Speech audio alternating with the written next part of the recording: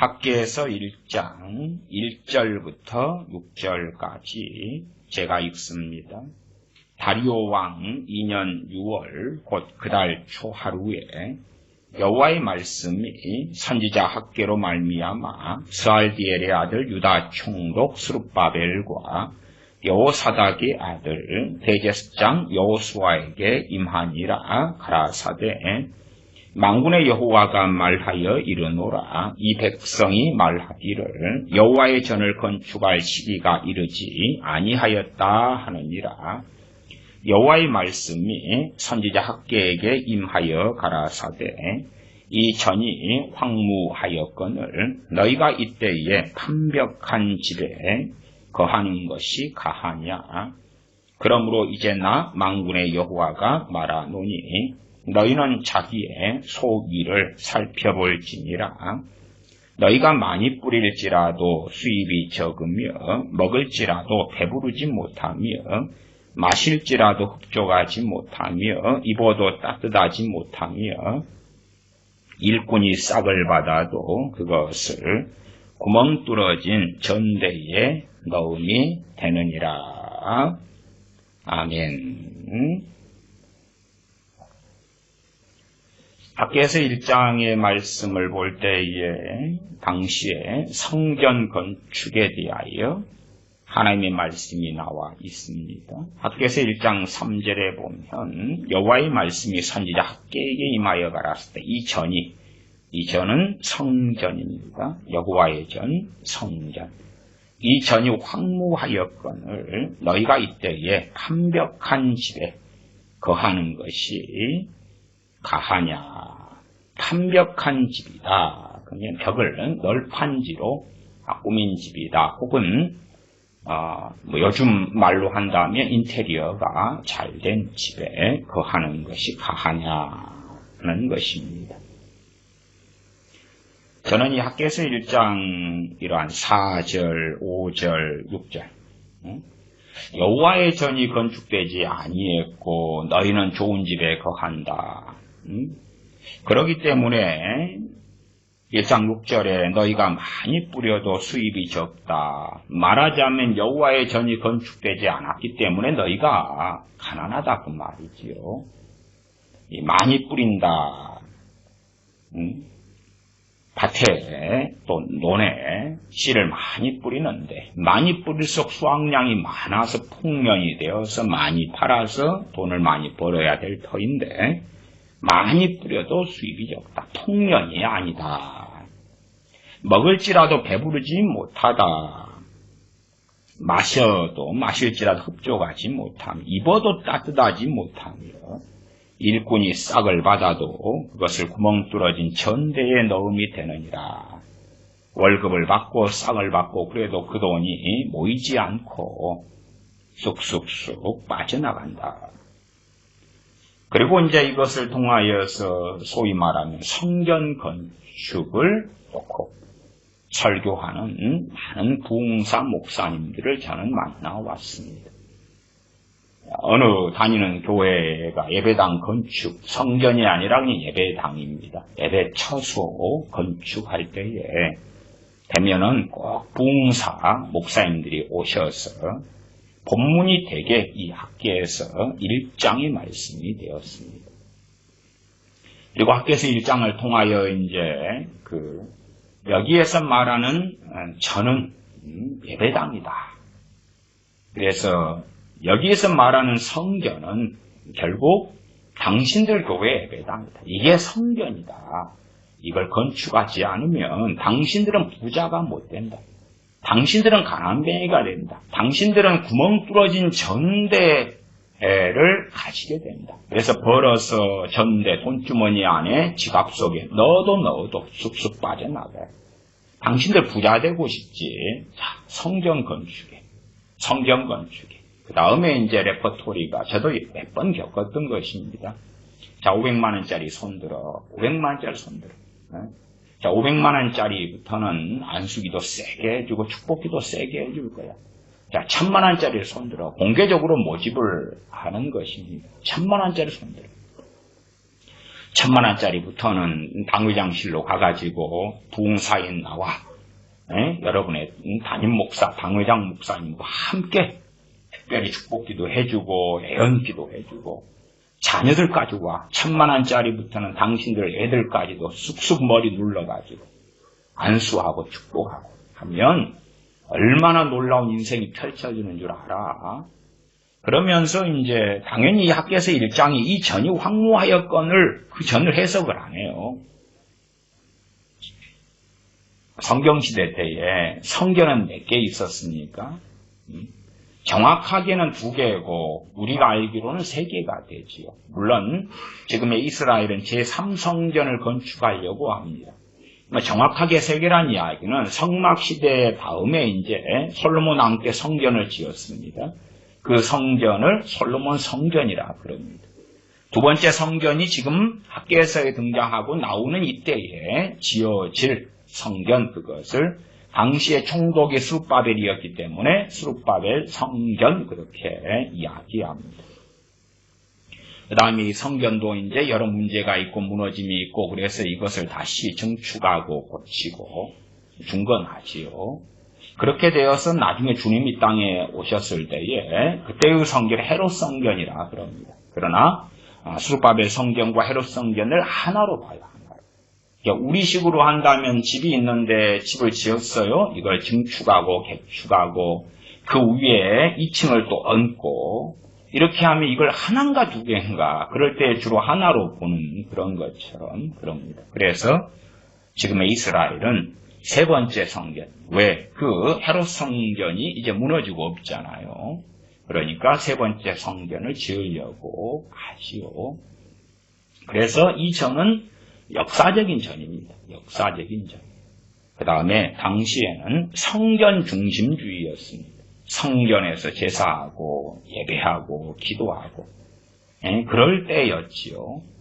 근데 이 전에 대한 것을 부흥사 목사님들이나 또 심지어는 교회 담임 목사님이 해석을 안 합니다.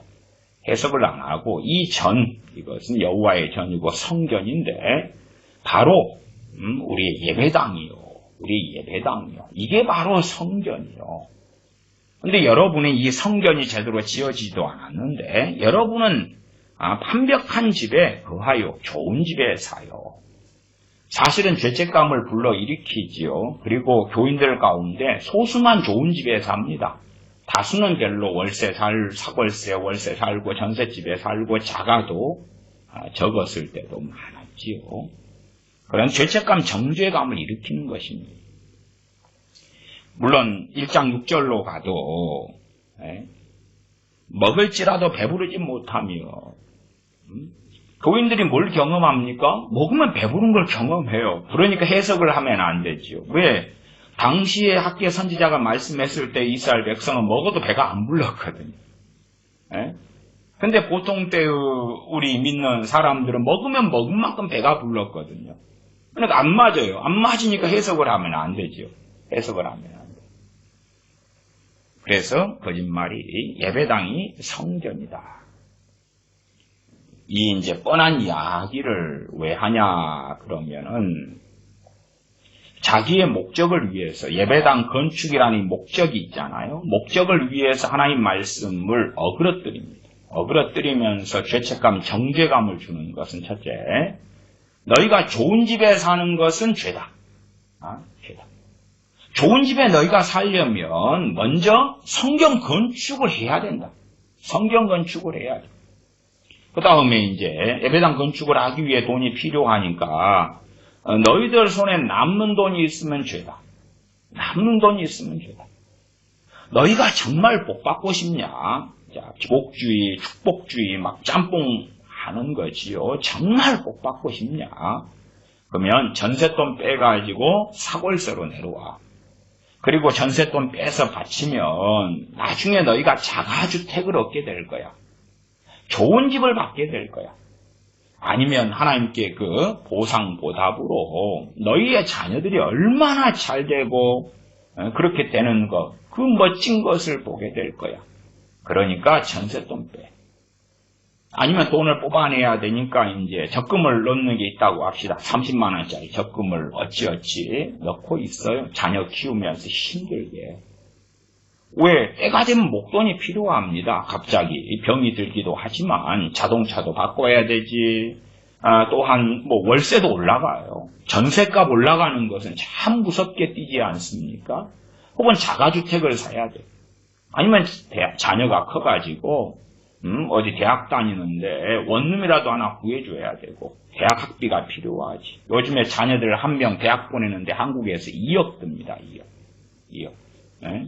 자녀가 태어나서 대학까지 나오는데 2억. 물론 가장 많은 돈이 대학 다닐 때 들기도 하지요. 네?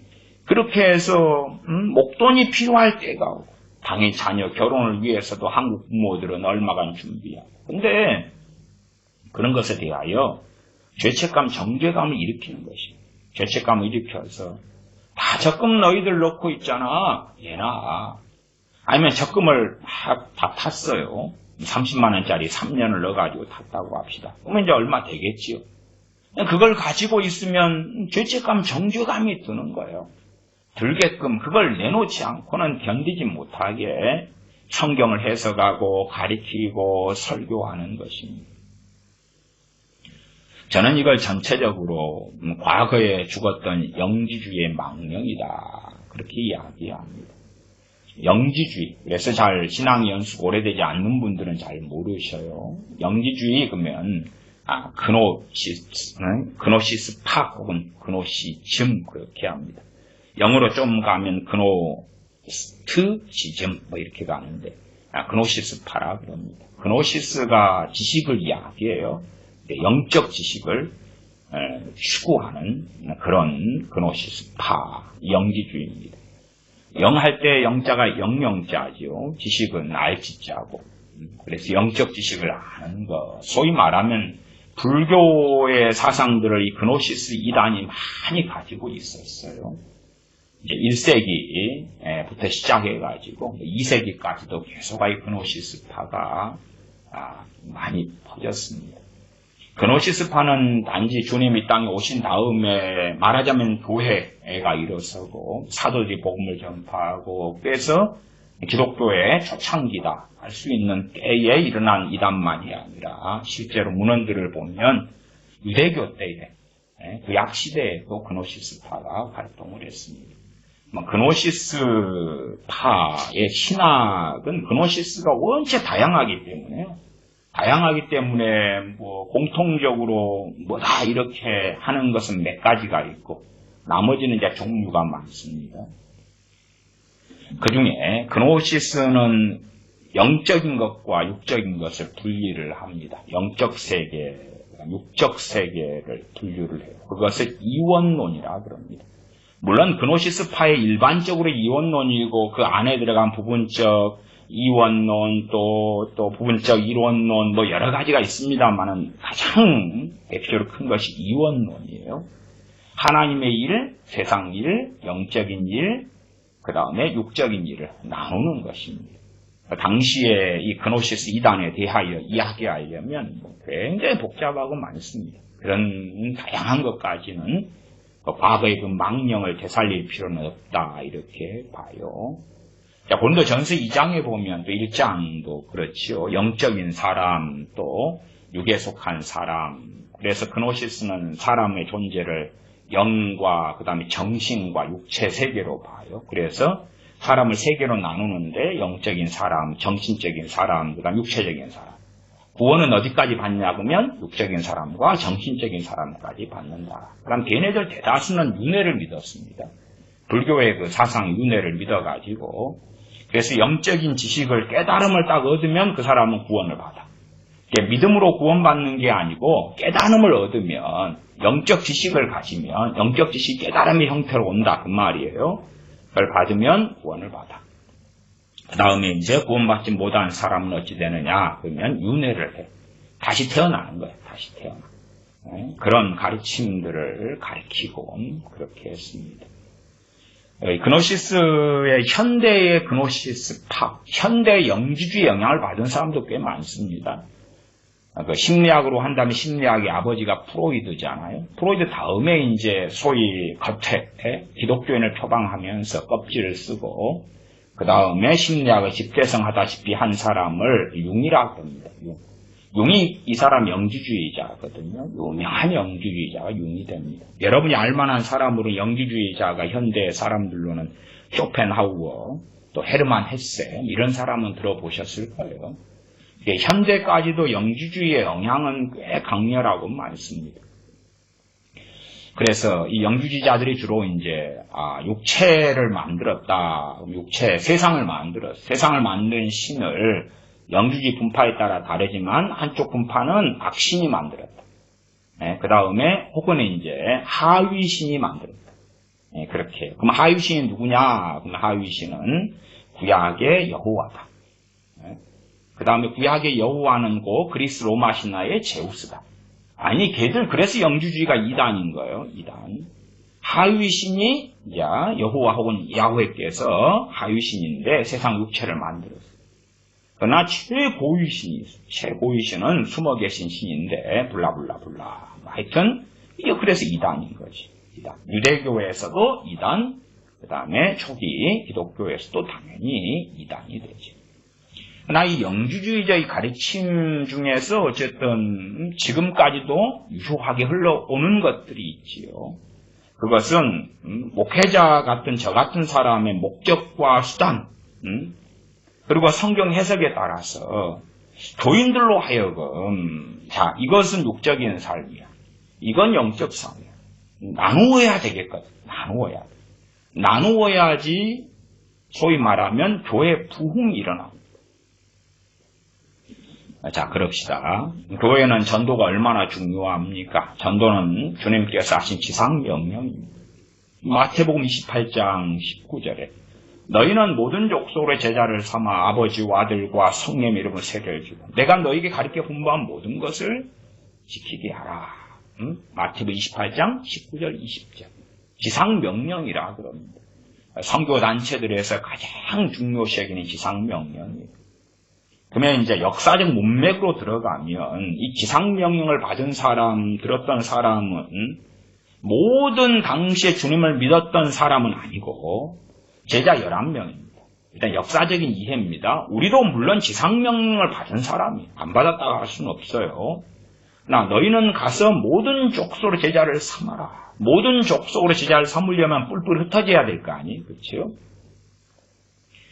사도행전에는 안디옥 교회가 있어요. 안디옥 교회가 마태복음 24장 19절 20절을 알겠지요. 안디옥 교회의 교사 중에 한 명은 바나바 같은 사도기도 했지요. 안디옥 교회에는 선지자들과 교사들이 있었습니다. 그런데 주님을 섬겨 그들이 금식할 때에 성령님께서 내가 따로 불러시키는 일을 위하여 바나바와 사울을 따로 세우라고 말씀하고 바나바와 사울을 파송하여 그들은 사도가 되고 그들은 방방곡곡에 다니면서 복음을 전파합니다. 이게 마태복음 28장 19절을 제자 사도 11명이 받았고 분명히 사도 11명은 그 말씀대로 살았습니다. 물론 항상 또 그런 건 아닙니다. 말하자면 스데반 집사님의 순교를 통하여 교회 핍박이 있을 때에 사도들은 예루살렘을 안 떠났고 다른 제자들은 떠나고 터졌어요. 그러니까 때에 따라 틀린 걸 알지. 그러나 전반적인 삶에 있어서는 지상명령을 사도들은 순종했고 지상명령의 길을 걸어갔습니다. 그러나 안디옥 교회 입장이라면 모든 족속으로 제자를 삼으려고 떠났느냐? 그러진 않지요. 로마 교회 교인들에게 말씀한 로마서에는 떠나라고? 로마에서 떠나서 선교 가라고? 아니지요. 고린도 교회 고린도 전서 후서를 우리가 보잖아요. 뭐 그런 내용이 있나요? 아니요. 예를 들어 디모데에게 전도인의 일을 하라 그랬어요. 그러면 그건 디모데에게 쓰여진 거지. 디모데에게. 물론 우리는 이제 디모데 전서 후서나 디모데에게 사도 바울이 말씀을 증거한 것을 바로 그냥 다이렉트로 내 것으로 가져오고 싶죠.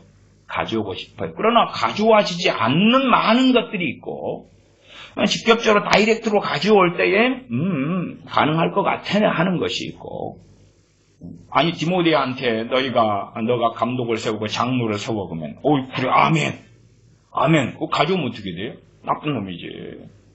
안 되잖아요. 디도서도 마찬가지예요. 너가 주의 종을 세워. 우리는 아닌데요. 그러니까 그래서 이제 앞뒤 맥락 없이 저 같은 목회자들이 성경에서 제대로 안 하는 가운데 교인들을 이렇게 내가 원하는 목적 뜻대로 혹은 성경 해석대로 나의 신념대로 끌고 가고 싶어요. 저리 끌고 가고 싶어요.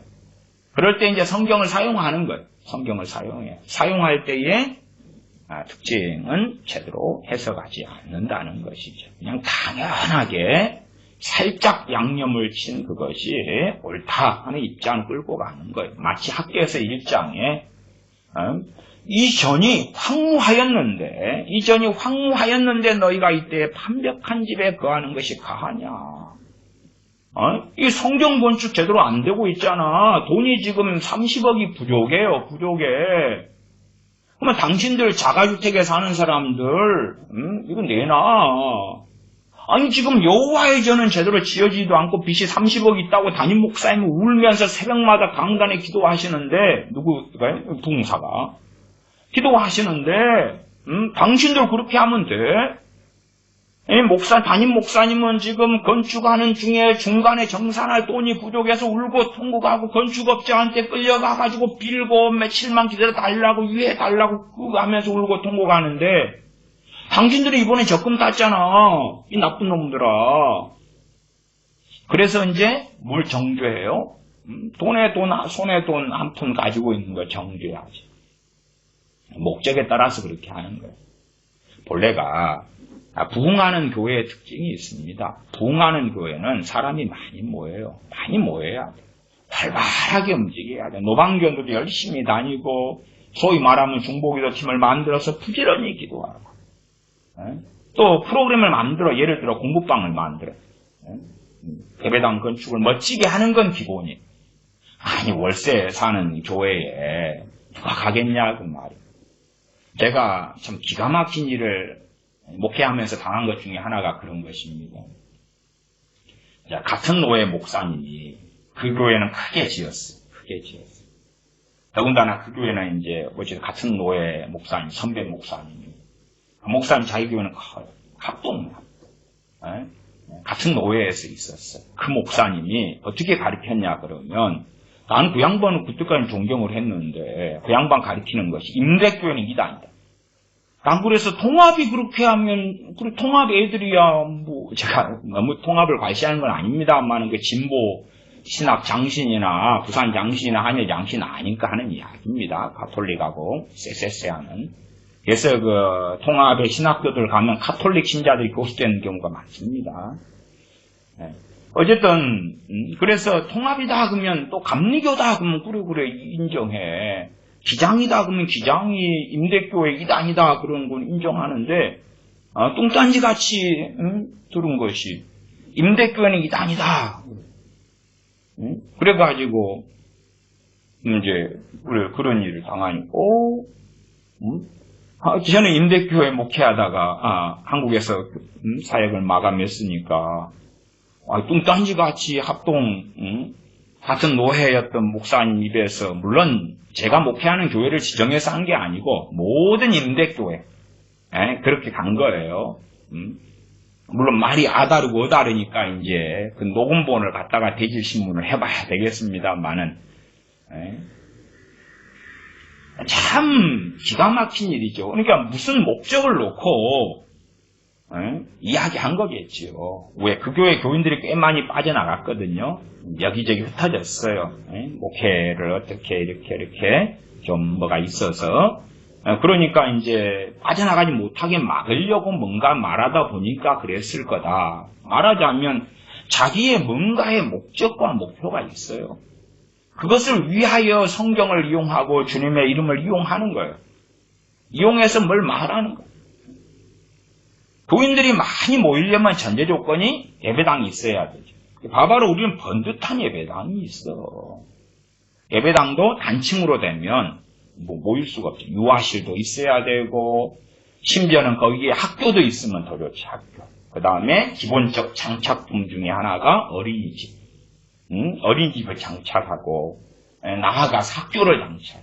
학교는 인가받기가 어려우니까 그냥 대안학교.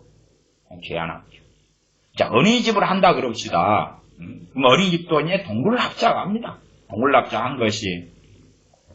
자, 어린이집을 목적은 다음 세대를 위하여 어린이집을 한다. 성경교육을 위해서 한다. 이렇게 목적을 다 가져요. 그 다음에 이제 어린이집의 부가 비용은 당연히 선교니까 교회에서 되지요. 어린이집 원장은 예를 들어 이제 그런 경우가 꽤 많아서 일반적으로 이야기합니다. 목사님, 사모님 원장이다. 원장 월급을 책정을 하죠. 어린이집에 나오는 경우는 그 돈을 내니까 어린이집 원장 월급 300이든 500이든 딱 책정해. 그래가지고 이제 어린이집에 나오는 돈은 원장님이 쓰고 먹어요. 목사님, 사모님이 먹어요.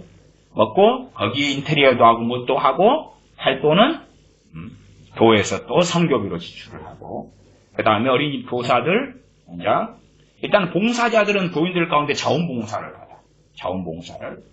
그 다음에 어린이집 교사를 모집할 때에 열정페이를 강요해요. 열정페이라는 게 뭐냐 하면 하나님 일을 하기 때문에 다른 어린이집 다니면서 교사가 받는 월급을 기대하면 안 돼. 하나님 일을 하니까. 그러니까 다른 어린이집에 갈 때는 250 받으면 너희는 150으로 만족해. 다른 데 200 받으면 너희는 80만 원으로 만족해. 나머지는 하나님께서 갚아주실 거야. 그리고 실제로 어린이집 원비가 들어오면 이제 그 원장 되는 목사님, 사모님이 꿀떡꿀떡. 그러면 원비가 싹 들어와가지고 원비로 이제 인테리어도 하고 뭣도 하고. 근데 이제 교회 예배당이 몇 층 규모가 되니까 한 층을 독채로 쓰고, 당연히 임대료는 안 내죠. 왜? 선교 사업으로 가니까. 나 그 내부로 들어가면 복잡해요. 이제 교인들 입장에서 그래요. 이제 좀 지내보니까 어린이집 시스템이나 프로그램이나 영 안 좋거든요. 영 안 좋아요. 열정페이로 일하는 교사들이 교인 교사들이 사명이 있겠어요. 근데 교인들로 하여금 시간 나오면 어린이집에서 봉사를 안 하면 죄인으로 만드는 거예요. 죄인으로 만드는. 물론 죄인이죠. 의인이자 죄인이죠. 우리의 정체성은. 그 다음에 이제 내가 어린 자녀가 있어요. 그러면 그 교회 어린이집에 안 보내면 어찌 되는 거예요? 죄인이 되는 거예요. 그걸 유도를 하는 거예요. 설교 시간에 말하고 이야기하고. 제가 영지주를 이야기한 것은 영적인 이원론이 영지주의 대부분이니까, 대부분. 육은 하위 차원이나 아니면은 이 그노시스 이 파 중에서도 선신과 악신, 영적인 건 선신, 육적인 건 악신 이렇게 보기도 하고, 아니면 육적인 것은 하위신이 만들었다. 소위 야훼라든지 그리스 로마 신화의 제우스가 만들었다. 같은 신이다. 걔네들, 영지주의 애들이. 자, 그렇게 여러 분파들이 있는 건 사실이에요. 가장 기본적인 것은 영적인 것, 육적인 것. 이제 그런 개념을 가진 다음에 어린이집에 내 자녀를, 당신의 자녀를 우리 교회 어린이집에 보내면 영적인 것, 신령한 것. 다른 어린이집에 보내면 세상에 보낸 거예요. 거긴 세상이에요. 거긴 마귀 자식이 되는 거예요. 그러니까 그걸 통해 죄책감과 정죄감을 계속 일으켜요. 제가 청년 시절이나 중고등부 시절에 교회에서 특이하게 느꼈던 것은 일일찻집이에요. 일일찻집을 이제 운영을 해요. 그러면서 티켓이 이제 만들어가지고 티켓 파리를 시켜요. 티켓 파리를. 근데 어쨌든 1980년 한 중반이니까 그때는 찻집은 죄악시했단 말이에요. 요즘으로 하면 커피숍이나 다방. 죄악시했어요. 죄악시. 아니 목사님이 그걸 죄악시하고 정죄를 했단 말이에요. 정죄를 했는데 그 찻집을 하루에 임대를 해가지고, 말하자면 한 50만 원, 70만 원 주고 임대를 해. 하루치를 빌려요. 빌린 다음에 이제 교인 대상으로 혹은 선교 목적으로 일일 찻집을 해요. 뭐 중고등부생이다 그러면은 중고등부 학생 면료회에서 임원들은 1인당 몇 장을 티켓을 팔아와야 돼. 그 다음에 1차 집 하니까 교회 장로님에게 몇 장 팔아달라고 넘기고 권사님들마다 몇 장을 팔아야 되고 막 그런 게 있어요. 목적은 이제 그 수익금을 선교에 씁니다. 물론 수익금을 정산해 봐야 커피 팔고 차 팔고 샌드위치나 간식거리나 조금 팔고 그 다음에 이를 빌린 다방 이를 빌린 돈을 내고 그러고 나면 정말 얼마 안 남아요. 그러니까 소위 말하면 주머니 돈이 쌈짓돈이죠. 그냥 그때 되면 교회 권사님을 털고 장로님을 털고 집사님들을 털고 그래서 뭐 1인당 집사님이다 그러면 5장을 티켓을 사요. 그래가지고 자기가 5번 가서 먹을 수 없으니까 한두 번 먹고 나머지는 이제 그냥 뭐 버리는 거죠. 어차피 티켓값은 냈으니까. 그렇게 만들어요. 그러니까 목회자 입장에서 80년 중반에는 다방을 죄악시했다가 그러나 교회 안에서 선교 목적으로 다방하는 건 괜찮아요. 말하자면 해석과 이해가 고무줄이에요. 고무줄. 자기 중심으로 고무줄로 바뀌고 변해요. 더군다나 이제 교회 헌금을 하고 선교금도 당시에도 하고 그럴 때예요. 또 그 돈은 어디다 쓰고 왜냐 그럼 1일차 집 해가지고 수익금이 어마어마하면 좋은데 결산을 하잖아요. 저도 청년회 때 1일차 집 하라고 오더가 내려와서 또 하고 그랬어요. 위에서 오더가 내려오니까 저 위에 높으신 분께서 하나님 아니고요. 그 교회에서 높으신 분께서 그러니까 1일차 집을 하는데 그래서 제가 청년회 회장님 때도 결산을 하면 얼마 안 나와. 몇 푼 안 돼요. 몇 푼 안 돼. 그러니까 장로님, 권사님, 집사님들이 1차 집 티켓 구해가 한돈이 다 사실은 누구한테 가냐 그러면 그 다방 주인한테 가. 다방 주인한테. 빌리는 값이 비싸니까. 그 다음에 재료값 쓰고 나오면 몇 푼 안 돼요. 그러면 차라리 그 반에 반만 그냥 대놓고 선교비로 좀 내주세요. 선교비로 내주세요. 그러면 그게 채워지고 남아요. 그래서 제가 희한하게 생각했던 그거예요. 희한하다. 왜 결산을 보는 입장에서는 희한하다. 이거 마진도 또 남는 것도 없는데 이것을 보통 때는 다방을 죄악시 여기다가 그 다음에는 1일차 집 한다고 이게 선교 아니 그냥 교회에서 헌금 들어온 걸로 조금 쓰면 다 끝나겠는데 더군다나 뭐 또 특이하게 그 선교하고 그런 거리도 없어요. 당시에 단기 선교는 1990년부터 유행했거든요. 제가 단기 선교관 1기입니다. 제가 1기. 한국 대학생 선교회 제가 소속돼가지고 1990년 여름에 7월에 제가 1기로 갔어요. 그때까지는 단기 선교가 교회에 없었어요. 교회 단기 선교 붐이 일 때가 겨우 1990년 중반 후반이에요. 이게 선교단체로서 처음이었고 저같이 이제 군대 그때 미필자여가지고 단기 선교 외국에 나가는 것은 굉장히 제한사항이 많았어요. 보증인도 재산 많이 가진 사람을 보증인을 2명을 세워야 되고 그 다음 병무청에 신고하고 뭐하고 갔다 와서 신고하고 뭐하고 굉장히 복잡했어요. 쉽게 문을 열어주지 않았어요. 저 같은 미필자는. 그러니까 보통 단기 선교가 가능했겠냐 그 말이 안 그랬어요.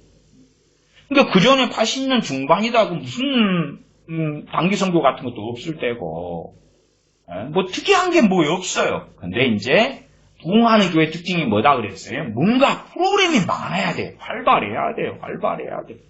이게 쓰잘데없는 걸 만들어내가지고 봉사를 시키고 충성을 시키고 그렇게 해야 되는 거죠. 그렇게 하려니까 교인들의 시간을 빼앗아야 되잖아요. 그러면 어떻게 분리를 시켜왔냐 그러면 직장, 직업, 가정일은 세상일, 교회 일은 하나님 일, 교회 봉사, 전도하는 것, 하나님 일. 말하자면 교회 일은 누가 만들어냅니까? 목사님이 만들어내요. 하나님이? 그게 아니고 하나님이 그렇다면 모든 교회마다 일이 똑같아야 돼. 일이 다 똑같아. 프로그램이 다 똑같아야 돼. 진리는 변하지 않잖아요. 그렇지 않고 교회마다 프로그램이 다르단 말이야. 달라.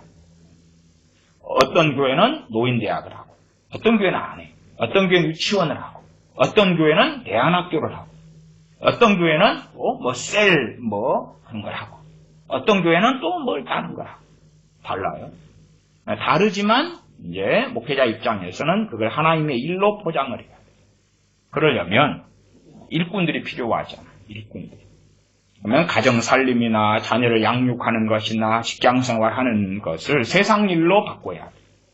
대신에 대놓고 너무 하면 곤란하죠. 뉘앙스를 자꾸 던지는 거야. 성경 해석하면서 하나님 일을 해라. 지금은 이제 덜 하겠습니다만은 당시에는 그래서 유행했던 말 중에 하나가 봉사를 통해서도 참 많이 했지요. 너희가 하나님 일을 하면 하나님께서 너희 자녀를 키워준다. 너희가 하나님 일을 해라. 시간이 많은 사람은 어쨌든 가정주부들이 시간이 많죠. 여자분들이 상대적으로.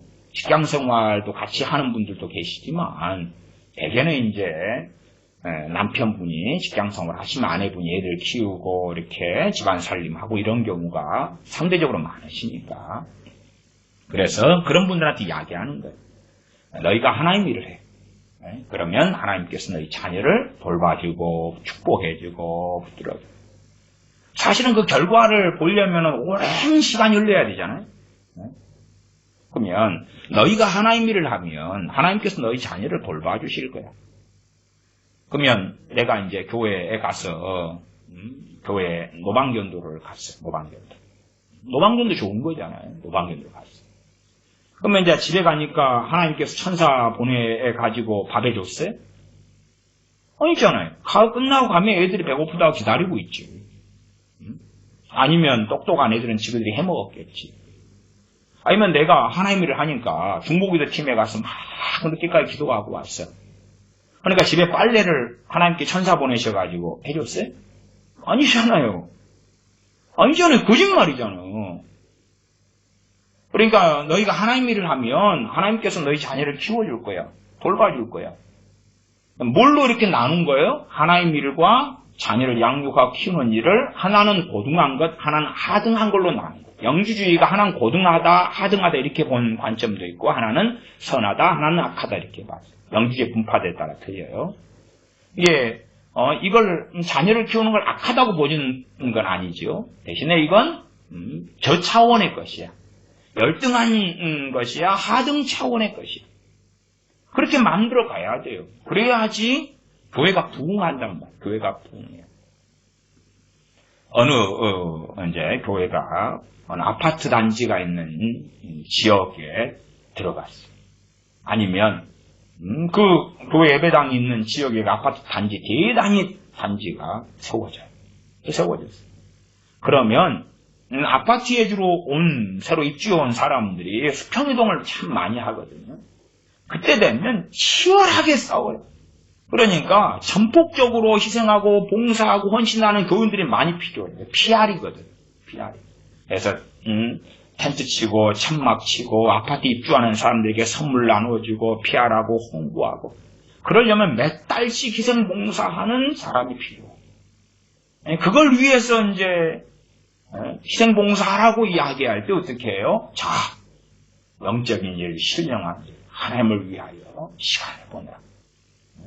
그리고 반대로 자녀들과 함께 외식을 가면 세상 일이야. 자녀들, 가족끼리 함께 여행을 가면 세상 일이야. 너희들이 취미생활을 즐기면 세상 일이야. 그 다음에 그렇게 하려니까 돈이 많이 필요해. 아파트 엘리베이터에 예를 들어서 거울을 딱 설치해. 거울 값이 비싸요. 엘리베이터마다 쫙 동들마다 설치해. 그 다음에 아파트에 뭘 해줘요. 해줘. 그리고 우리가 교회 PR하게 해줄게. 그 거울 같은데 밑에 보면 교회 이름을 적어 놓잖아요. 다 해주는 거예요. 천문학적인 돈이 필요하지. 그러면 내놔. 교인들을 내놔. 그렇게 하려니까 재정적으로 희생과 헌신이 필요하고 사람들의 시간도 요하고 그렇게 하려니까 사람들로 하여금 정죄감을 느끼게 합니다. 어떤 정죄감요? 집안에 청소하고 있으면 죄책감을 느껴야 돼. 자녀들과 함께 산책하면 죄책감을 느껴야 돼. 아니면 회사에서 돈 더 벌기 위해 야근하면 죄책감을 느껴야 돼. 혹은 보너스가 나왔어요. 그럼 그걸 교회에 안 바치면 죄책감을 느껴야 돼. 적금을 넣어가지고 적금을 넣고 있어요. 적금이라는 것은 주로 이제 3년 이렇게 하잖아요. 그러면 3년 동안 안 쓰는 돈이잖아요. 안 쓰는 돈을 내가 쌓아놓고 있는 거예요. 그럼 말씀에 너희가 천국에 너희 재물을 쌓아둬라. 거기는 도둑도 없고 동록도 끓지 않는다. 그게 쌓아둬. 이제 앞뒤 맥락 없이, 문맥 없이 그런 말씀을 가져와가지고 막 전하고 가르쳐요. 그럼 뭘 깔고 있어요? 적금 내놔. 적금 깨스라도 내놔. 아니면 그거 안 쓰는 거, 야, 믿음이 없는 거야. 나중에 목돈 필요할 때에 너희가 이거 빼가지고 하나님께 쓰면 30배, 60배, 100배. 요즘에는 뭐 10,000배의 축복도 이야기합니다. 100배의 축복. 100배의 축복, 60배, 30배로 하나님이 갚아주셔. 그러니까 믿음으로 바쳐. 왜 너희가 믿음이 없어? 잠언에 개미에게가 배워라. 개미가 여름에 일해서 겨울에 이제 먹을 걸 모은다. 개미가 믿음이 없는 거지. 믿음이 없습니다. 누가 믿음이 최고 좋아요? 배짱이가 믿음이 최고 좋아. 개미가 배짱이. 여름에도 그냥 룰랄라 해. 믿음이 최고 좋잖아. 겨울을 염려하지 않아. 겨울을 염려하는 게 아니라 겨울에 대해서 준비하고 예비하는 거지. 예비하는 거. 그걸 믿음 없는 걸로 터부시 만들어버려. 그 다음에 이제 공격하고 공략. 그래서 실제로 좀 깊이 들어가면요. 지금 이제 믿는 친구들도 그렇고, 또 좀 일찍 믿은 사람들은 제가 이렇게 말씀드린 측면에서 영지주의에 상당히 깊이 있게 들어가 있다.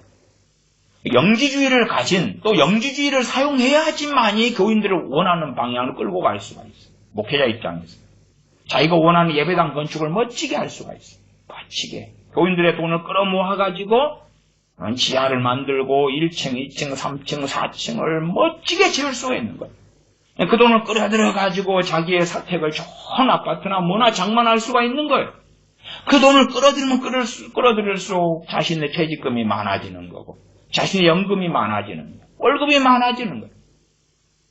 그러니까 돈을 끄집어 드릴 만한 명분들을 만들어가는 거예요.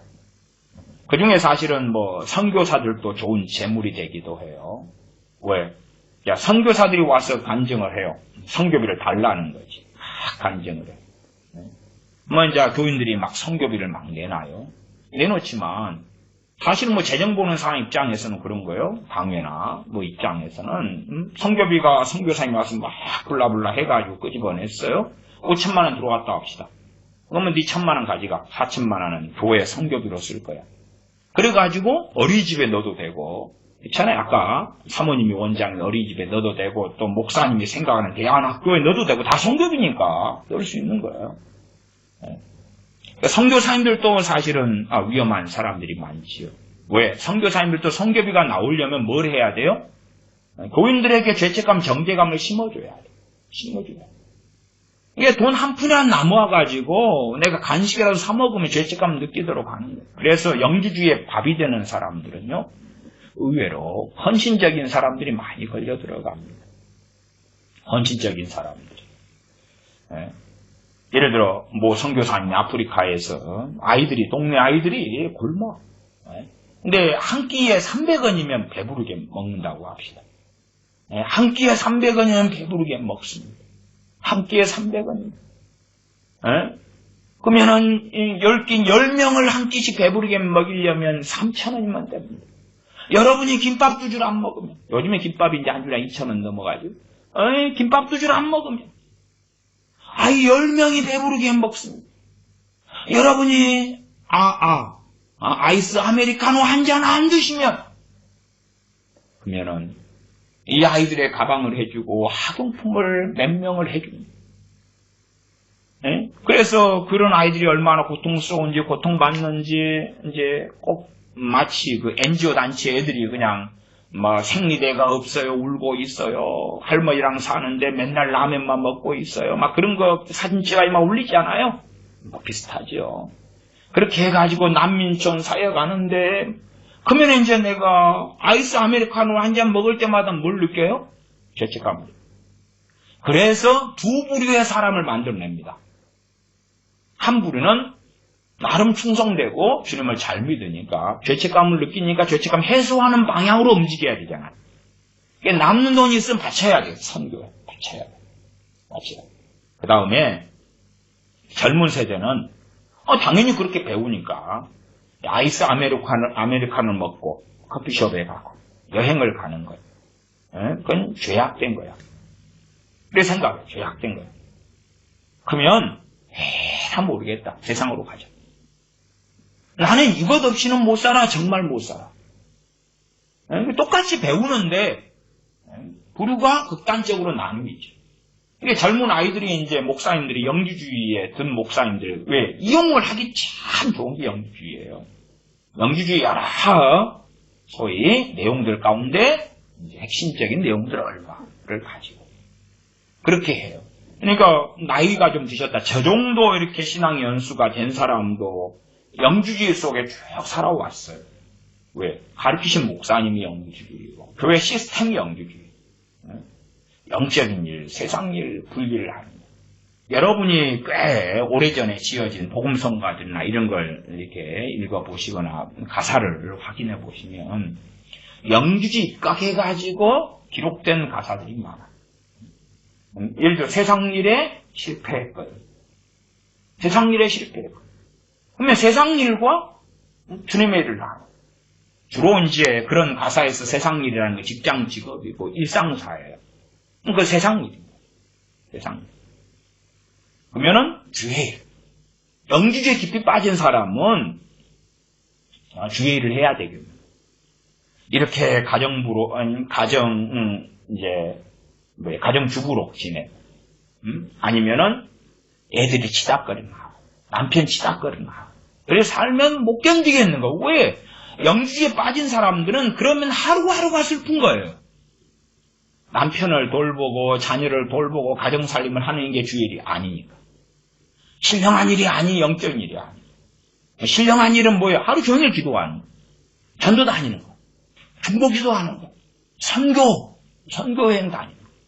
단기 선교 가든지 혹은 선교사로 가든지 아니면 목사 돼가지고 매가 신방 다니고 예배 인도하고 말씀 전하고. 이게 주의 일이야. 주의 일.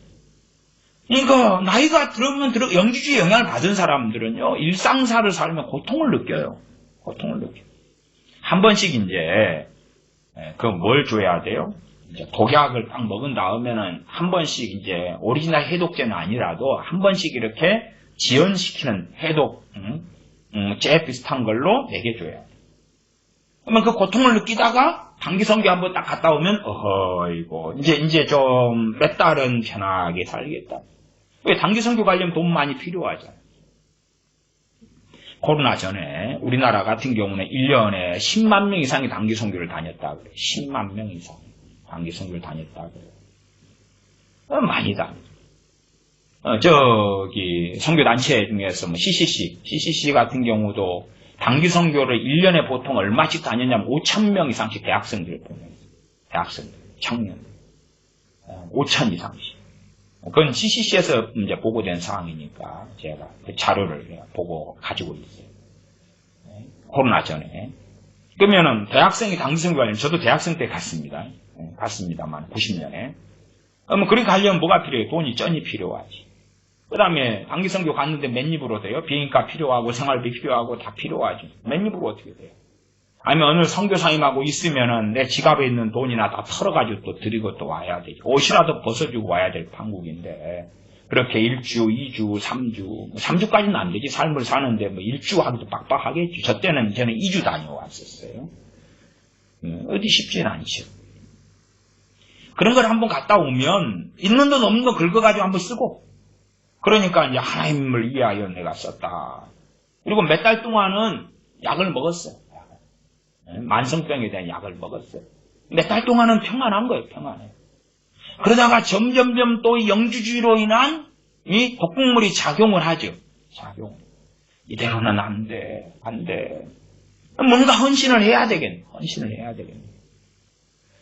제 어머니께서도 영주주의에 어떤 영향이 깊이 들어가지고 사셨기 때문에 물론 저도 그렇고 저나 어머니는 어쨌든 모자지간이라도 신앙생활 연수가 거의 같이 했어요. 같이 했기 때문에 영주주의 말씀을 목사님으로 배울 때도 같이 배웠어요.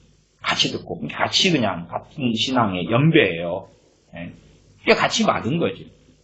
이게 어머니의 꿈이 뭐였냐 그러면 당시 옛날 이야기로 하면 정말 50살 되면 주의를 해야 되겠다. 50살 되면 주의를 해야 되겠다. 그때쯤 되면 애들이 다 아들 서희가 다 컸겠지. 다른 말로 하면 뭐예요? 이제 본인은 그렇게 생각했다 마음 먹으셨어도 그냥 그런 게 생기질 않아요. 어디에서 온 줄 모르게, 사실 어디에서 온 것은 부흥사나 교회 목사님이나 설교나 가르침에서 온 거예요. 근데 이제 자기를 그러면서 사상과 가치관 형성을 하는 거예요. 형성을 할 때 어디에서 온 줄 모른다 그 말이. 그냥 내가 스스로 생각했거니 라고 생각하죠. 그래서 50살 되면 이제 세상 일 그만하고 주의 일을 해야 되겠다. 이게 영주주의니까 자녀를 키우는 게 어떻게 세상 일? 청산과부 돼가지고 자녀를 돌보고 케어해야 하는 것이 어떻게 세상 일? 자녀를 먹이고 키우기 위해 직장생활을 하는 게 그거 어떻게 세상 일이에요? 그러니까 이제 어느 때 살아가다 보니까 어머니가 직장 화장품 장사도 하시고 보험 설계사도 하시고 그랬어요. 왜?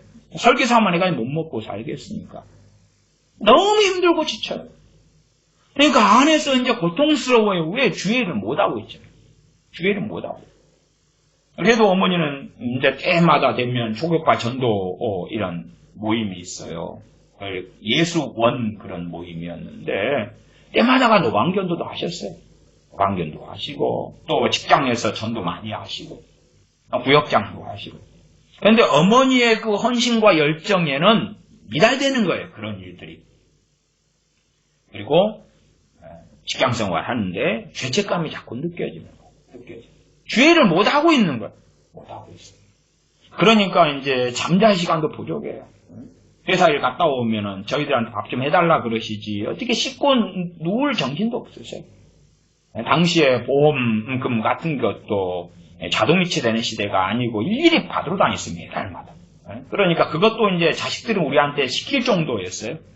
그래서 형 같은 경우는 보험료 받으러 쫙 버스 타고 종점으로 달려가고 막 그렇게 했어요. 그렇게 시간도 없고 여유도 없어요. 근데 안에서 죄책감, 정죄감이 일어나니까 아무리 그래도 안 되겠다. 그래서 내가 교회 식당을, 당시에 교회가 200명 넘은 교회였어요. 지하부터 4층까지 있는 그 예배당 건물을 가진 교회였어요. 교회 식당을 맡아서 1년간 내가 봉사해야 됐다. 1년 하셨어요? 피곤하고 힘든데도. 근데 1년 하니까 이제 아이고 좀 이 영주주로 인한 죄책감, 정죄감 좀 가라앉잖아. 이게 가라앉아. 물론 그 식당 일을 하면서 은혜 주신 것도 있고 당연히 주님께 대한 헌신이고 봉사지.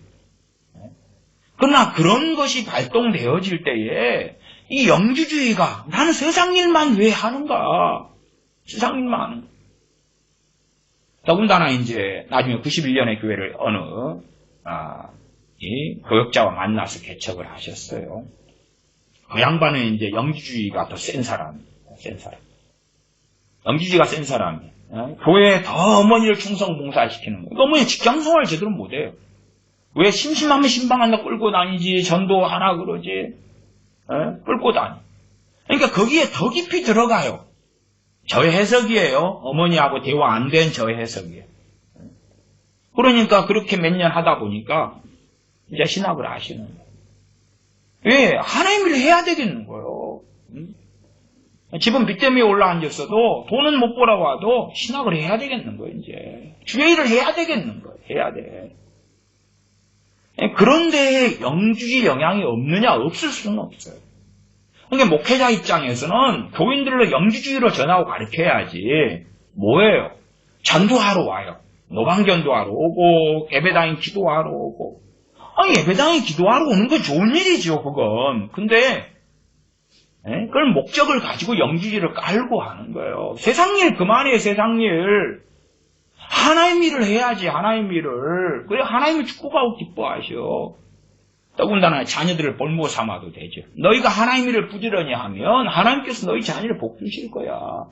그러나 너희가 키우고 돌보려고 아무리 애를 써도 복을 못 받으면 말짱황이야. 말짱 아무것도 아닌 거야. 그렇게 이제 가르치고 전하고 하면 세뇌가 되는 거예요. 세뇌가. 영주주의 세뇌가 되는 거예요. 세뇌된 다음에는 누구 것이 돼요? 자기 것. 자기께. 그리고 자기를 움직이는 원동력이 되는 거예요. 원동력. 제가 선교단체에서 80년 하반부터 활동을 했어요. 선교단체 활동을 하다 보니까 CCC인데 핵심 메시지가 그거예요. 지상명령.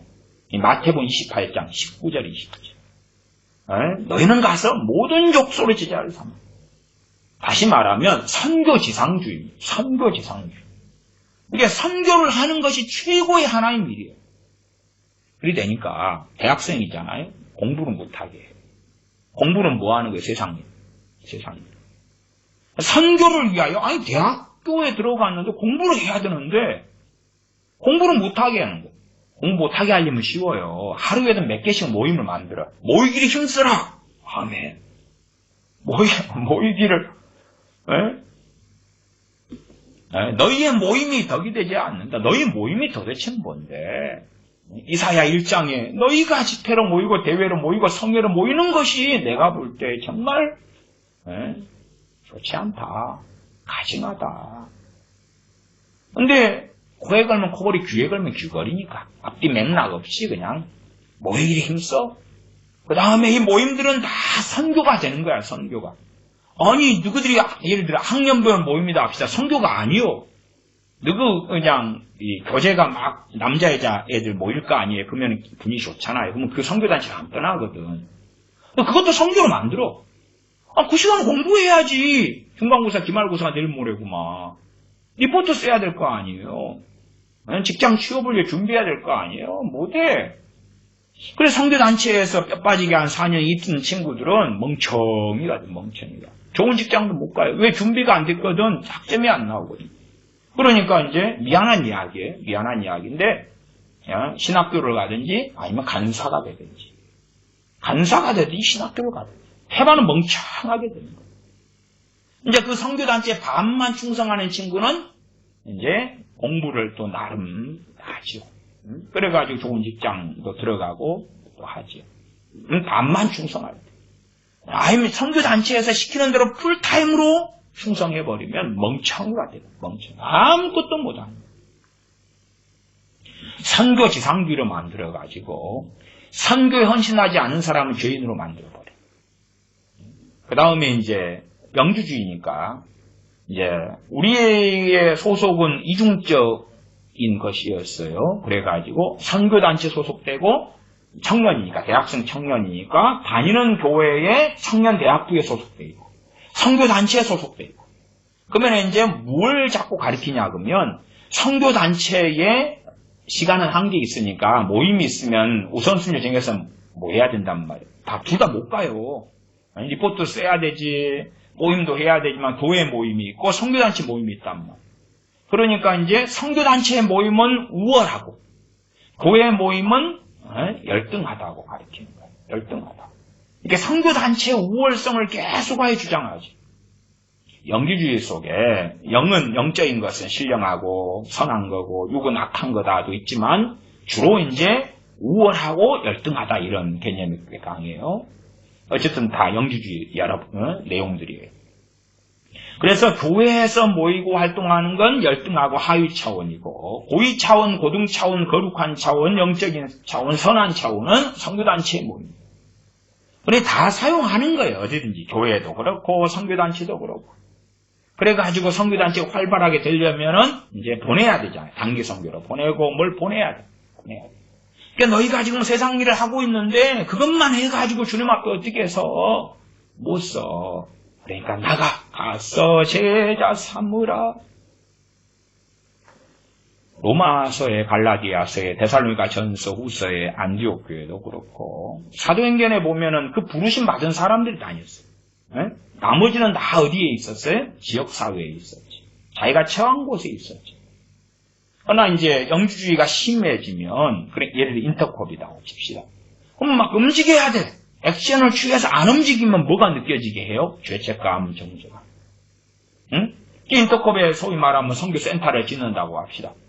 그러면 돈을 안 내놓으면 그 선교센터가 이거이 지어지면은 얼마가 더 구원받고 몇 명을 더 파송할 수가 있고 어쩌고 저쩌고 불라불라 마치 그 광화문 전 목사처럼 세계 기독청이 지어지면 불라불라 그게 세워지면 남북 평화 통일되고 복음 한국 선교 한국이 되고 구원받는 사람이 어찌 되고 매일 월드컵을 유치하는 같은 결과가 나타나고 거기에만 들어가면 막 불을 받고 회개가 터지고 방언이 터지고 안 내면 돈을 안 내, 너희가. 이게 안 이루어지잖아. 복음통일 선교왕국 안 되잖아. 그거 못 지었는데 네가 돈을 안 내서 그래. 다 영주주의예요, 그거에. 깔아가지고 이야기. 그래가지고 뭘 자꾸 이렇게 해야 돈이 많이 나와요? 죄책감, 정죄감이 이렇게 돼야지 돈이 많이 나온다. 성경은 일하라 그러지. 물론 남편은 일하고 자녀들도 아내도 일하는 거예요. 집안 살림을 하고 애를 돌보고 다 하나 주의 일이에요. 물론 저 같은 목사 강단에 설교할 때 이것이 더러운 일이 될 수도 있어요. 자기 목적을 위하여 영주주의적인 가르침을 깔고 세뇌를 시키고 정신부장을 시켜가지고 그래가지고 이제 자기가 일상생활을 살아가는 것에 대하여 죄책감, 정죄감이 느껴지도록 만들면 그러면 그냥 그걸 내려놓고 예배당에 모일 거 아니에요. 모여서 이제 목사님이 시키는 일을 할까? 시키는 일. 여름 그 교회마다 이제 요즘에는 선교로서 그런 것도 많이 해왔습니다. 그런 섬 선교, 섬에 이제 주일학교 여름 성경학교를 해준다든지 막 그런 것들. 그런 걸 해줄 때 사람이 필요하잖아. 헌신해야 돼. 일주일씩 헌신해야 돼. 그걸 막 하도록 해. 두 부류겠죠. 한 부류는 기꺼이 그냥 희생해가지고 그렇게 하려니까 이제 남편 아내가 싸워야 돼. 아니면 1년에 있는 휴가를 거기다 써야 돼. 기꺼이 그리 가는 사람. 당연히 전제는 좀 믿음이 좋은 사람이 상처를 더 크게 받아요. 그 다음에 그렇게 해야 되는데 도통 환경 여건이 안 돼. 그러니까 고통을 느끼는 거예요. 누구는 갔어. 가면 그 사람도 우월감이지. 희생을 헌신하고 누구는 못 갔어. 나도 갔어야 되는데 내년은 꼭 갈 거야. 다른 교회가 있으면 꼭 갈 거야. 그 다음에 또 다른 부류는 에라 뛰어 세상이나 가야 되겠다. 나는 저런 신령한 삶은 나는 못 살아. 난 세상으로 가야 되겠다. 난 커피숍에 가야 되겠어. 나는 먹어야 되겠어. 나는 햄버거 먹어야 되겠어. 여행 가야 되겠어. 정죄하니까 스스로 정죄받고 그 길을 걸어가는 거예요.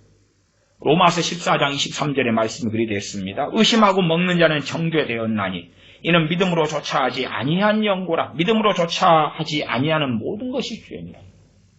영주주의의 바탕에 목회자들이 깔아가지고 그렇게 해야지만이 소위 말하면 교회가 잘 되는 거예요. 헌금도 많이 내면 예배당 크게 지어놓는데 뭘. 교인들은 뭐예요? 그냥 모여. 그러니까 믿음으로 할 수가 없는 거예요. 여행을 가는데 그걸 죄악시 만들어놨어요. 믿음으로 할 수가 없는 거예요. 제가 여행 가는 걸 전혀 정죄하지 않습니다.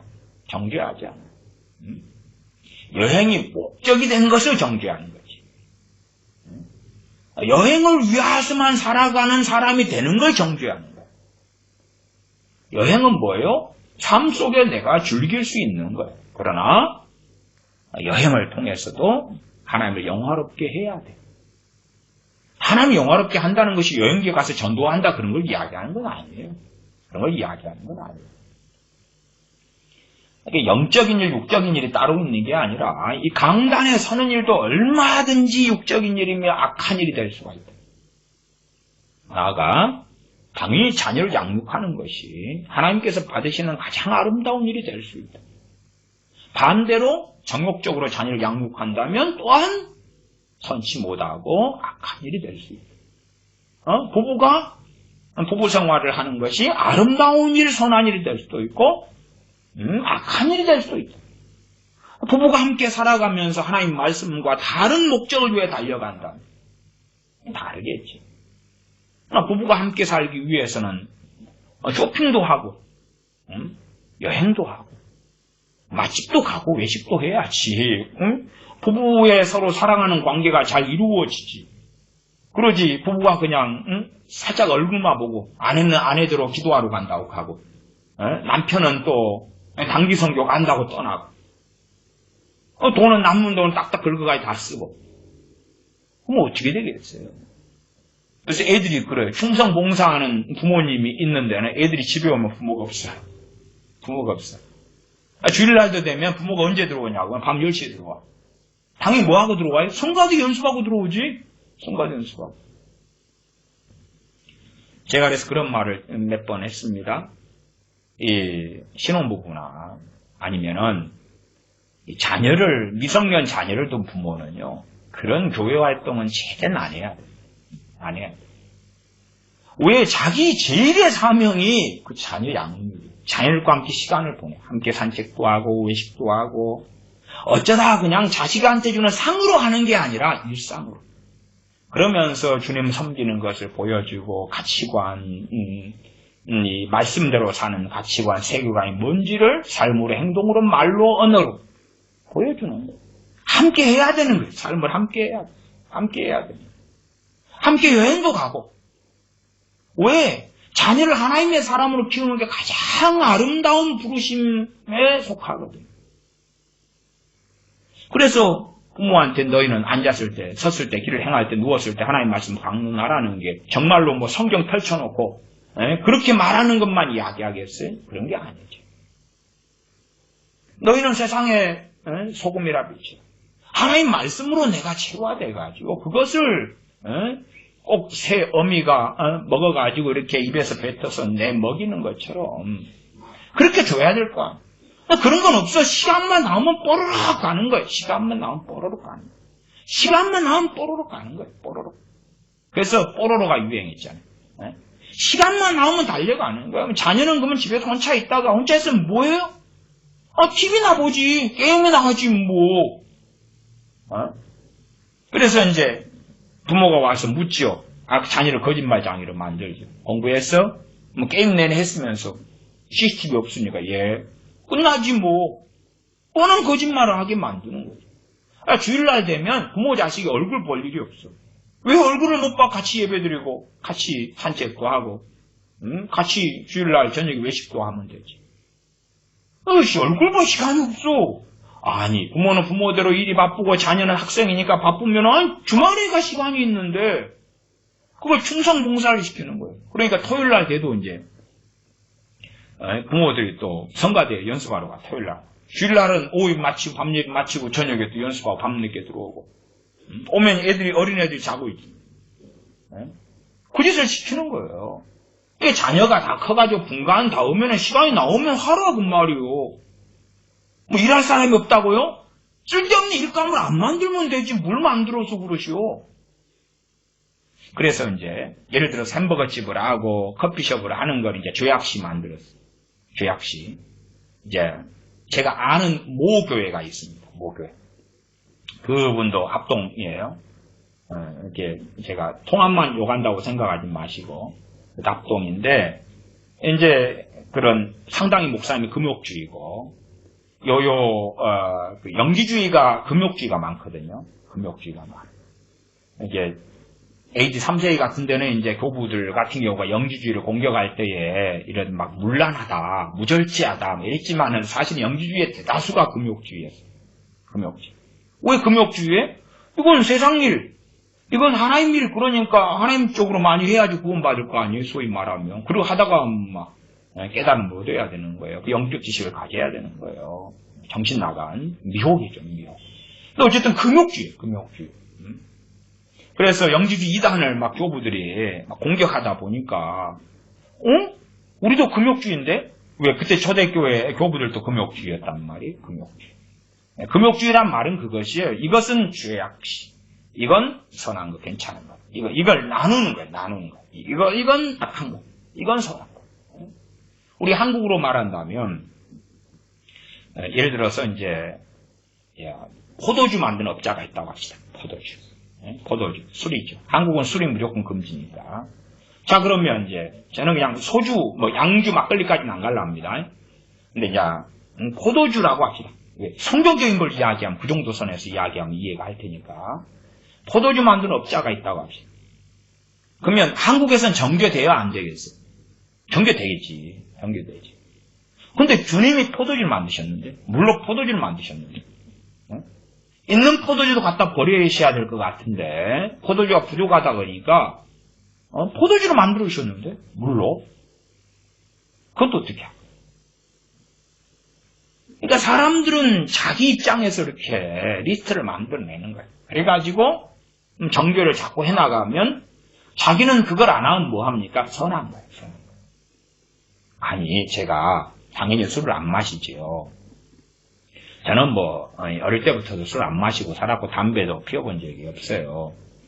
근데 그러면 근다고 제가 술, 담배 안 한다고 선합니까?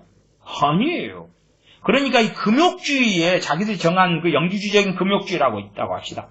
그러면 금욕주의에 들어가면 자기 의에 대해서 뿌듯해지고 좋아지는 거예요. 이거 하지 말 것을 내가 안 하는 거예요. 아, 좋은데? 좋아?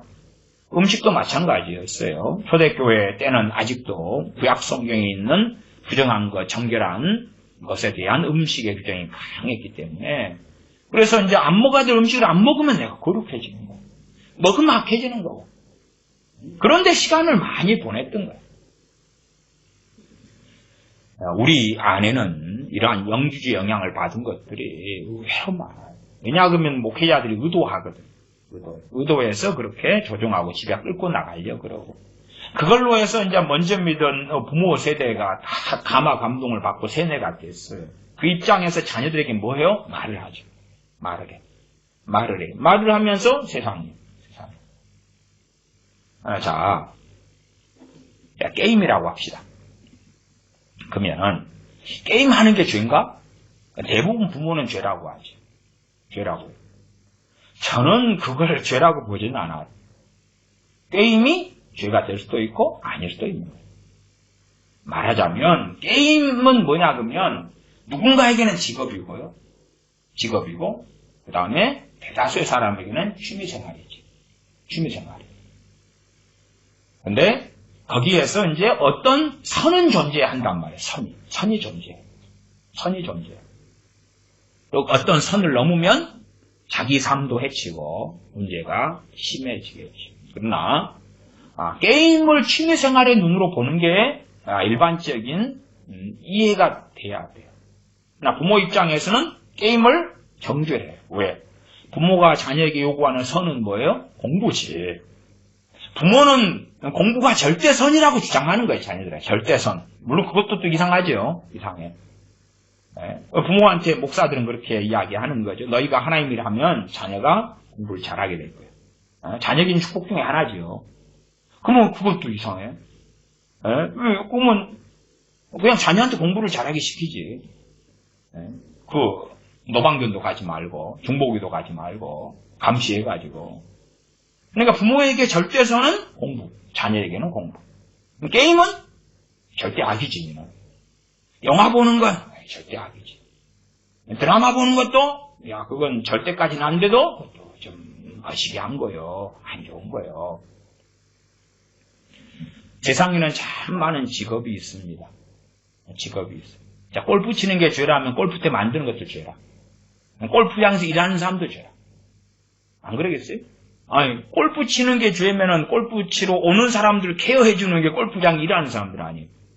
그것도 죄지. 그렇게 간단하게 공식이 성립되겠냐고. 세상이 얼마나 다변화되고 복잡한데. 그 사람들은 자기 생각에서 죄로 정죄를 해야 돼. 무엇보다도 이제 목회자 입장에서는 그렇게 해야지 교인들의 얼마 안 남은 시간을 끌고 올 수가 있는 거야. 일을 만들어서 끌고 올 수가 있는 거야.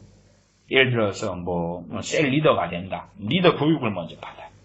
그 다음에 셀 리더가 되면 셀 리더 교육을 위해서 또 한 주간에 한 번 모이고, 그 다음에 셀 리더로서 셀원들을 모아가지고 또 한 주간에 한 번 모이고, 최소 2번 있어야 되지. 그 다음에 셀 리더들은 다시 또 신년 초가 되면 재직 세미나 한다고 또 모여가지고 또 일주일 쉬고 으쌰으쌰 또 하고. 그러니까 그런 데만 해도 시간이 이제 많이 투자가 되고 많이 되죠. 그 다음에 셀 모임을 통해서 뭘 하달해야 되냐 그러면 위에 담임 목사님이 이제 명한 것을 셀원들에게 이루어지도록. 그렇게 이제 셀 리더도 말씀을 쫙 내용을 바꿔야 돼. 의도성을 가지고 담임 목회자가 원하고 목적하는 것에 달려갈 수 있도록. 담임 목회자가 선교가 중심이야. 그러면은 선교 위에서 아래로 쭉 내려 꽂혀야 돼. 셀 리더가 셀원들한테 선교. 그렇게 의도하고 끌고 가야 되는 거예요. 그래야지 담임 목회자가 원하는 방향성이 이루어진단 말이에요. 본래가 성공하는 교회, 잘 나가는 교회들은 그 방향성, 목적성이 뚜렷해야 되거든요. 뚜렷해요. 그래야지 그 목적을 향하여 막 하나가 되고 그것이 원하는 사람들 더 모이고 그런 시스템이 갖추어지거든요. 그래서 우리 안에 숨어있는 그 영주주의가 존재한다. 단지 과거 1세기, 2세기에 영주주의 이단의 망령만이 아니라 그 영향을 받은 사람들 영향 속에서 흘러들어왔고 그리고 부흥사분들 같은 경우는 그걸 이용해서 목회자가 원하는 것, 자기가 원하는 것 또한 목회자 입장이 그런 거 아니에요. 나는 성직이에요. 나는 성직. 너희는 세상 직업을 가지고 있고 나는 거룩해. 로마 가톨릭에서 가졌던 그 사제주의를 같이 가지고 있는 거예요. 나는 거룩해. 나는 주의를 하고 있어. 그걸로 무장해야지 누가 기분이 좋아요? 목회자 기분 좋아. 기분이 좋아. 기분 좋으니까 자기 기분 좋게 하는 사상을 자꾸 가지는 거예요. 너는 세상 일을 하지. 나는 주의 일을 해. 나는 우등하고 우등생, 너는 열등생이야. 너 장사하지. 야, 그럼 봐봐. 주의 전을 장사하는 강도의 소굴로 만들지 말라 그랬어. 네 장사꾼이구만. 장사꾼이구만. 그럼 거기다 갖다 쓰는 게 아니요. 기업체도 다 장사꾼이요. 소매든 도매든 자영업자도 장사꾼이고 대기업이든 중소기업이든 다 장사꾼이에요. 물건 만들어 파는 거지. 근데 이제 그것을 하등 차원으로 만들어내는 거예요. 우리의 직장과 직업의 세계는 참 복잡해요. 더군다나 우리는 전인적인 존재여가지고 과거의 시대하고 지금 많이 다른 시대에서 과거의 시대라고 해봅시다. 그러면은 자 요즘같이 도로가 없어요. 장단점이 있지요. 마당에 닭을 몇 마리 풀어서 키워요. 그럼 닭이 뭐 나요? 달걀 놓지. 저도 이모 집에 지낼 때는 이제 그가 예양관 있는데 그 옆에 이제 화장실이 있었어요. 땅 파가지고 이렇게 하는 거름으로 덮어가지고 하는 그런 건데 안제가 용변을 보고 쫙 있으면 닭이 와요. 꼬꼬꼬꼬 돌아다녀요. 돌아다니다 와가지고 꿈터기 가가지고 지푸라기 위에다가 계란을 꺽꺽꺽꺽꺽 하고 딱 놔요. 그러면 요즘 말로 합시다. 그걸 보는데 힐링이 돼. 힐링이 돼. 행복해져.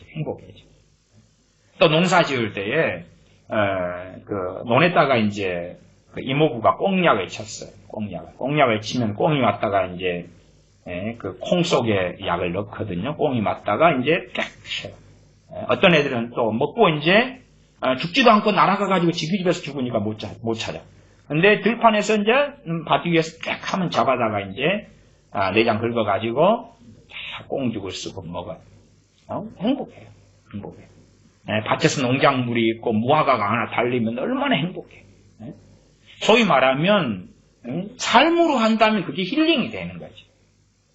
고양이가 그렇잖아요. 요즘에 고양이 있으면 다 수술해버리잖아요. 새끼도 못 놓고 수술해버려.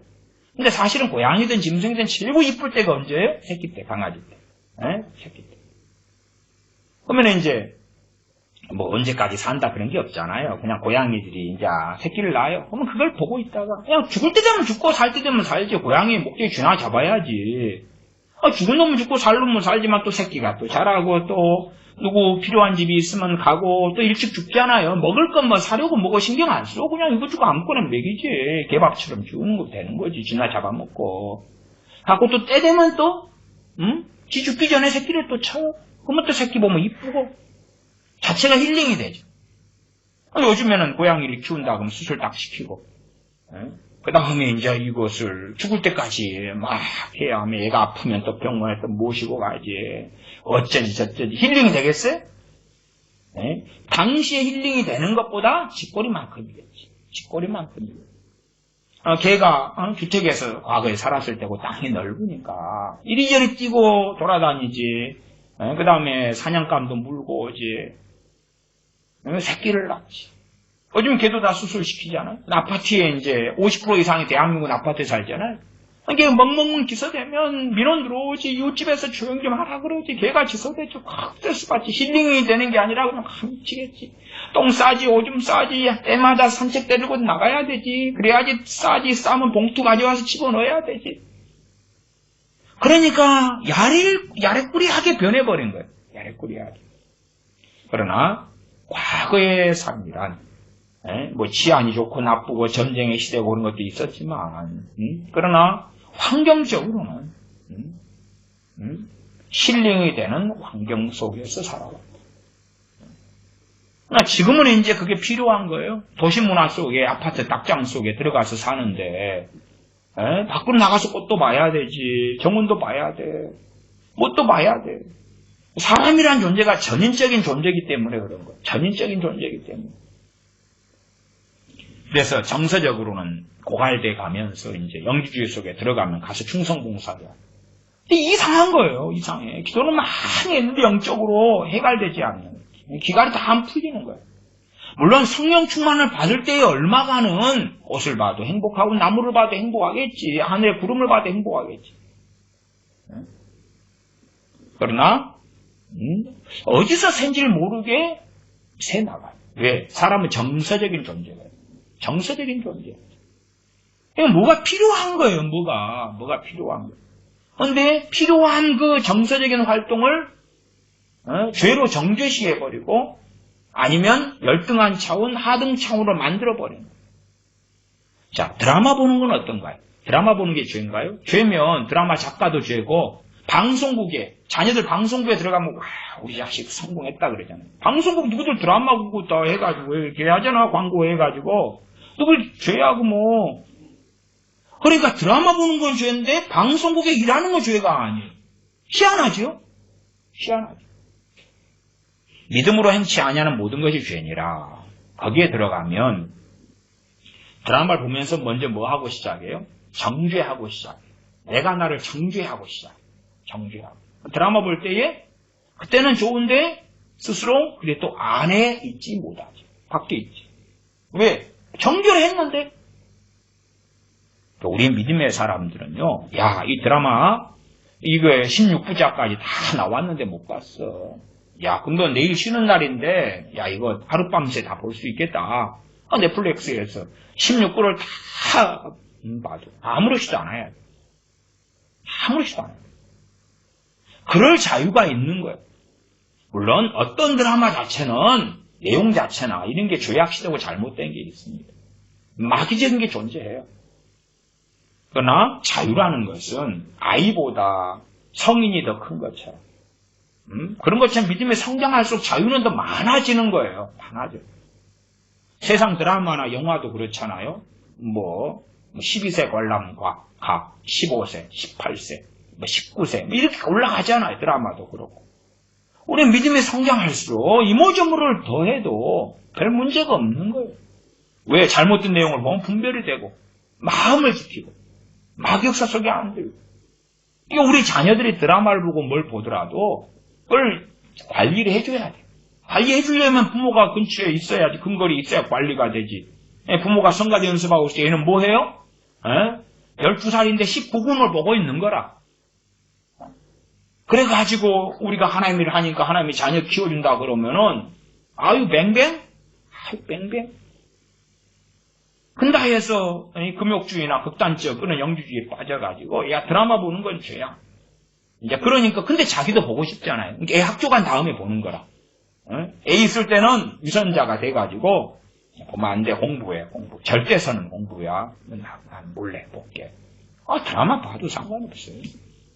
근데 드라마 보면서 가장 무서운 일 중에 하나가 믿음으로 행치 아니하면서 자신을 그리스도 밖에 던져버린 거예요.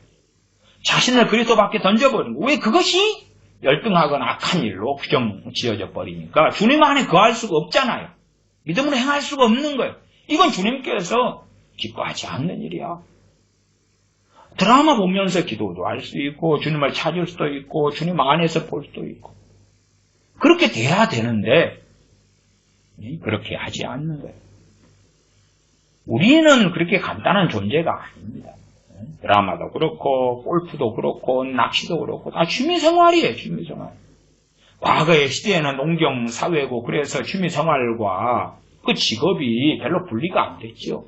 그 속에서 옷을 키워가지고 팔기도 하고 그게 힐링이 되기도 하고 땀을 흘리기도 하고 수고하기도 하고 짐승을 키워가지고 팔고 내다 놓기도 하고 거기에서 기쁨이 되고 즐거움이 되고 수확할 때 되면 그 기쁨이 되고 즐거움이 되고.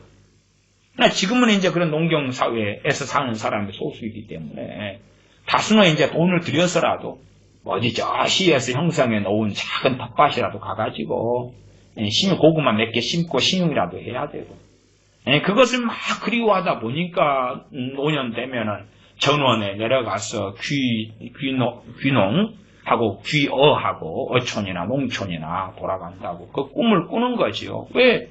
고통스러우니까 그러지. 주님의 사람들은 참 많은 자유를 가지고 있어요. 그런 것에 대하여 극단적 금욕주의로 빠져가지고 정죄하면 세상에 남아있을 직업이 없어요. 직업이 없어요. 근데 그러놓고 또 자신은 그런 영지주의에 빠져가지고 막 하지만은 자녀가 또 좋은 대기업 가면 잘했다고. 아니 삼성에 들어가서 핸드폰을 만드니까 핸드폰은 뭐하고 드라마 보고 있잖아. 게임하고 있잖아. 핸드폰 좋아야지 잘 되는 거 이게. 여기 맨날 빠져있잖아요. 이건 딱 정죄해놓고 자식 삼성전자 들어가서 핸드폰 만드는 것은 하나님께 영광 돌립니다. 그럼 당신 위선자잖아요. 위선자. 만들지나 말든가. 자식 그 삼성전자에 보내지나 말든가.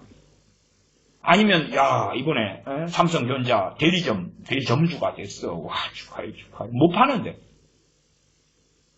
그러니까 지나놓고 보면 그러면 이 영지주의 속에 들어가면 해야 될 직업이 없네. 그러니까 이제 목회자 우월주의가 돼가지고 나 주의 일해. 나 하나님 일해. 너희들은 참 하등하구만. 그러면 그게 하등하면 사도 바울이 몸소 본을 보여서 텐트도 만들고 직접 수고할 일도 했어. 그렇지 않을 권세 권리가 있는데도 불구하고 나는 너희들에게 본을 보여주겠다. 그러면 그게 죄악된 일이고 하등한 차원이면 텐트를 만드는 그 일을 사도 바울이 하지 말고 그 시간에 뭐 하면 돼요? 아니 그 능력받은 보내심받은 사도가 전도하러 가면 되지. 전도하러 가면 되지. 당신 믿음이 없구나.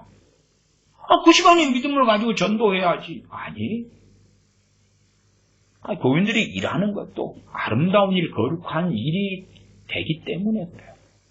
단지 일을 한다, 직장생활을 한다 자체가 거룩한 일은 아니고 거룩한 일이 되느냐 그렇지 않느냐가 각자의 소관인데 그 일 자체는 직장생활에 일하는 것을 극단적 예외 빼놓고는 정죄받을 수 없는 거다. 없는 거예요. 예를 들어 대한민국이다 그러면 좌익으로 이야기한다면 특정한 일을 정죄를 해요. 원자력 발전소 정죄해야지. 풍력 좋아 선한 일. 화력 발전 악한 일, 나쁜 일.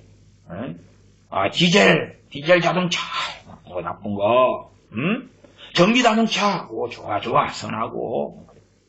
그러니까 사실은 그런 영주주의의 흐름들은요 다른 모양으로는 다 나타나요. 자기 목적을 위하여, 좌익 애들은 자기 목적을 위하여 평화가 제일 좋아. 아니 우리나라를 지키려면 전쟁 준비가 돼야지 침략을 안 받을 거 아니에요. 나 평화를 위하여 무기를 내려놓아야 돼. 그래서 진보 신학을 가진 자들이 그런 데서 목소리를 높이면서 일어서는 거 아니에요. 전쟁 준비하면 안 돼. 그 칼을 가지고 무기를 가지고 이것을 낫을 만들고 괭이를 만들어야 돼. 보습을 만들어야 돼. 그래야지 선하고 아름다운 거야. 이 철을 가지고 총이나 만들고 탱크나 만들면 되겠어? 나쁜 거야. 그러니까 진보신학이 득세를 하는 거죠. 다윗이라는 하나님의 사람이 얼마나 많은 전쟁을 했습니까? 또 하나님께서 전쟁하라고 명령하실 때도 많이 있었어요. 그러니까 자기들 입장에서 평화는 좋은 거고 전쟁은 나쁜 거야. 절대 아니오시다. 나쁜 전쟁이 있고 좋은 전쟁도 있는 거라. 왜? 하나님이 전쟁하라고 명령했으면 전쟁이 좋은 거지. 그 전쟁은 하나님께 순종하는 건데 그러나 하나님은 전쟁하라고는 절대 명령 안 하셔. 성경을 네가 안 보는 거고 하나님은 맨날 사랑 그러셔. 평화 하나님은 그러셔. 그러니까 저 진보하는 애들이 머리에 꽃을 꽂고 비 오는 날 뛰쳐나가는 일이 벌어지는 거예요. 자기가 생각하는 기준이 있다. 자기가 생각하는 기준. 하나만 더 보고 말씀 마무리합니다. 욥기 마지막 42장을 봐보겠습니다. 욥기 마지막 42장입니다. 시편 앞에가 욥기가 있지요. 욥시 잠전하. 욥의 인내 다음에 욥에게 하나님 주신 복에 대한 이야기가 있습니다. 욥의 인내를 너희가 보았다 하는 야고보서 5장의 말씀, 일이 연결되는 말씀이었지요. 42장 10절부터 봅니다. 욥이 그 벗들을 위하여 빌매 하나님께서 욥의 공경을 돌이키시고 욥에게 그전 소유보다 값져나 주신지라. 소위 말하면 욥은 거부가 되었다 그 말입니다. 11절 이에 그의 모든 형제와 자매와 및 전에 알던 자들이 다 와서 그 집에서 그와 함께 식물을 먹고 여호와께서 그에게 내리신 모든 재앙에 대하여 그를 위하여 슬퍼하며 위로하고 각각 금 한 조각과 금고리 하나씩 주었더라. 여호와께서 욥의 모년에 복을 주사 처음 복보다 더하게 하시니 그가 양 1만 4천과 약대 6천과 소 1천결이와 암낙이 1천을 두었고 42장 12절은 이제 욥이 가진 재산에 대한 이야기가 나와 있습니다. 양이 1만 4천이고 약대가 6천이고 소가 1천결이고 암나기가 1천이었다. 영지주의 속에 들어가서 퍼뜨리면 봐보세요. 이런 재산을 많이 가지고 있어요. 자, 그럼 선교사님이 와가지고 이제 아프리카 어느 마을에 우물 하나에 300임 우물을 파서 좋은 물을 마실 수가 있어요. 근데 자, 욥은 지금 그러면은 그득하게 놔뒀잖아요. 이때는 가난한 자들이 많았어요, 적었어요. 엄청 많았지. 그러면 영지주의 형성된 이 마음에는 이렇게 많이 가지고 있으면 돼요, 안 돼요? 안 돼요. 가난한 사람들마다 자기 나귀 하나도 가져가고 양도 하나 가져가고 소도 하나 가지고 다 가져가고. 하고 딱 얼마만 남겨놔야 돼요? 자기 가족만 딱 먹고 살 정도. 다 털어버리는 거지. 근데 욥이 안 그랬네. 욥이 어떤 사람인데? 의인인데. 하나님 인정하신 하나님의 사람인데. 부자 되는 것을 극단적으로 절대 추구하라는 이야기가 아니에요. 네? 그러나 잘 욥의 경우를 통해서 제가 말씀드리고자 하는 것은 우리가 얼마나 영주주의 속에 깊이 들어갔는가를 살펴보시라 그 말. 자, 우리가 이제 욥이다 하면 이렇게 양이 많아지, 이렇게 하나님께 복 주셨단 말이 더군다나. 자, 가난한 자들 많지. 가난한 자들 좀 굶주리고 있구만. 니는 좀 그득하게 이렇게 쌓아놨어? 이 새끼, 니 어떻게 될 줄 알아? 그런 음성이 막 계시로 들려오는 어리석은 사람들도 있다고 말이에요. 있어. 사실은 이제 선교사들 입장에서 선교 후원금이 많이 들어오려면 그 정제감을 줘야 돼. 그 정제감을 주려니까 좋게 쓰는 수단이 뭐냐 그러면 아이들 굶주리고 어렵고 빈민촌 같은 데 가면 좋아요. 여기도 빈민촌이 있거든요. 자카르타라고. 선교사들이 이제 빈민촌을 좀 이용을 많이 합니다. 어떻게 이용하냐 그러면 돈 좀 내놔요. 이렇게 어려워요. 그래가지고 이제 그들과 함께 뭐 좀 가져가서 빵 좀 가져가서 사진도 좀 찍고 그렇게 하면서 이용을 해요. 왜? 죄책감을 일으켜야 돼. 자, 단돈 1,000원이면 이 사람들이 이렇게 먹는데 너희들은 지금 왜 지금 이렇게 15,000원짜리 하냐? 3,000원짜리 먹고 나머지 12,000원 보내. 그러면 1,000원짜리면 12명이 먹어 지금 이 나쁜 놈아. 그러면 이제 욥이 그 영지주의에 들어갔다 그러면 다 내놔야 돼. 이거 다 내놔야 돼. 양 1만 4천 마리, 약대 6천, 소 1천, 암낙이 1천. 근데 욥이 이렇게 유지를 하니까 직장이 생기는 거예요. 대기업으로 한다면 일자리가 생기는 거예요. 일자리가. 황금알을 낳는 거위에 배를 찢어버리면 당장은 조금 더 벌겠지. 황금알을 낳는 거위도 고기로 써먹을 수 있고. 알 낳은 다음에 보니까 뱃속에 또 알 작은 것부터 쫑쫑쫑 있을 거 아니에요? 덩어리? 쓰고. 그 다음엔 알을 안 넣잖아. 알을 안 낳아. 공산주의는 그런 거예요. 대기업이나 기업체를 다 찢어가지고 나눠 먹어버리자는 거예요. 없잖아. 이렇게 하니까 이제 요 혼자 돌볼 수 있어요? 없어요? 없잖아. 일꾼을 들여야 되잖아요. 들여야 되잖아요. 그 다음에 양을 대량으로 키워요. 그러면 양을 털을 깎아가지고 그걸로 이불 만들고 옷 만들고 그러면은 단가가 떨어질 거 아니에요. 가난한 사람들이 전에는 50만 원 주고 사입던 걸 20만 원 주고 사입을 수 있을 거 아니냐 그 말. 대량 생산이 되니까. 양을 그렇게 많이 키우면 양고기도 더 싸게 나올 거 아니에요. 그러나 개인이 키우면 병충해 병이 약하죠. 그 다음에 가격도 그걸 키워가지고 어떻게 하면 가격 형성이 제대로 안 되죠. 시장이 제대로 안 서죠. 대량으로 해가지고 야 여기에서 이번에 양털을 팔아 여기에서 노새를 팔아 그러면 다 시장이 선단 말이야. 장에서 사람들이 그렇게 가가지고 경쟁하면서 자유시장 경제죠. 더 싸게 되고 받고 그러니까 생각을 안 하는 거예요. 생각을 안 해요.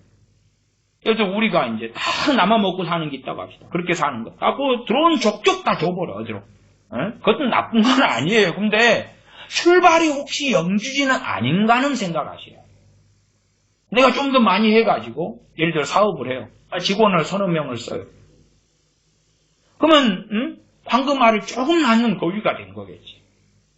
물론 사업한다는 것이 리스크가 얼마나 큽니까만은 지혜롭게 잘한다는 전제 속에서 뭐 그런 것이 어떻게 악한 일이 되겠냐고 말이에요. 그러니까 목회자 입장에서 선교사님들 입장에서 다 내놔봐. 긁어내놔봐. 저 난민들이 어떻게 비참하게 사는 줄 알아? 지금 이번에 그렇잖아요. 아프가니스탄에서 이제 미군을 통하여 난민들이 한 10만 이상이 데리고 갔습니다. 그 중에서 난민촌 하나에는 거기가 지금 얼마가 있나 한 만 몇천 수용된 난민촌 하나 이야기를 하면 여자들 중에서 가임기 여성이 한 3,000명 됩니다. 근데 지금 현재가 몇 명 임신했냐면 2,000명 임신했어요. 2,000명. 난민촌에 이슬람 애들 무섭죠. 난민촌에 여자들이 애 낳을 수 있는 여자들이 3,000명 있는 A 난민촌에 미국 데려간 2,000명이 임신 중이라 2,000명이 미국에 데려가 봐요. 계속 끊임없이 이슬람 애를 낳아. 더군다나 전략이지. 걔네 전략이지. 3,000명, 2,000명 임신 중이에요. 그래가지고 육아용품이나 뭐나 이제 대량으로 막 빨리 미국에 들이든지 난장판이에요. 한 군데만 그러겠어요? 그런 걸 이제 보여주면서 죄책감 일으키는 거죠. 저 난민된 아프가니스탄 저 친구들이 얘까지 임신해가지고 아니 그 난민촌에서 무절제하게 계속 그래 해가지고 난민촌에 부부하는 것도 아니에요.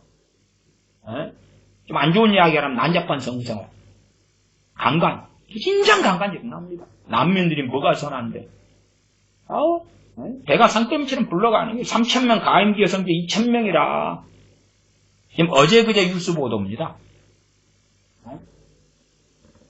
그런 걸 이제 난민들은 선한 존재로 만들어 갖고 가져가고 외식한 분 하면 죄책감을 느껴져. 자녀를 양육하는 게 하나의 일이에요. 가족이 요즘 세상에 살려면 여행도 가야 돼. 부모님도 모시고 해외여행도 가야 돼. 거기에서 믿음으로 행치 않게 돼버린다면 야, 그 돈이면 선교지 얼마를 보내고 그 돈이면 뭐 교회 예배당 건축하는데 얼마를 바치고 어쩌고저쩌고 불라 그러니까 내가 내 가족과 함께 살면서 때로 부모를 공경하고 섬기는 게 그게 어떻게 아니냐고 말이에요. 바리새인들은 부모에게 바칠 것을 고르반 해가지고 하나님께 드리면 돼요. 하나님께 바치면 돼요. 주님이 그것을 인정을 안 하시잖아요. 먼저 받은 게 네가 부모 공경인데 그걸 어떻게 유용해가지고 돌려? 그러지 마. 부모한테 드릴 건 부모한테 드려. 그런 것이.